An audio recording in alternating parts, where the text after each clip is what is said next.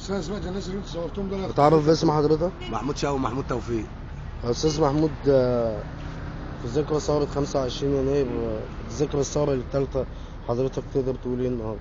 هو حضرتك الثوره جميله بس جت علينا بخراب. ازاي بقى؟ يعني احنا اول ناس متضررين. متضررين من ايه؟ ايه في التاكسي حضرتك؟ ماله انا التاكسي؟ اتسرق مني التاكسي ودفعت 25000 جنيه. التاكسي ابيض حضرتك؟ اه تاكسي ابيض 2009 هو. دفعت 25,000. 25000 فلوس يعني عليك وكده؟ لا مش فلوس عليا. اللي سرقوا العربيه خدوا مني 25000 واحنا دلوقتي بنعاني من مشكله الاقساط. مش لاقيين ندفع اقساط. بتطالب يعني الدولة والحكومة بايه يعني؟ بطالب حضرتك ان هم يشيلوا عنا الاقساط دي كلها. احنا كده فاضل لنا سنه وشهرين وعايزين ان هم يشيلوا الاقساط دي عننا. تمام. بس واحنا مش شغالين، وزي ما انت شايف حال البلد ما بنقعدش بالليل زي الصيف. يعني الثورة في مصر ما جايه بخراب، ما فيش.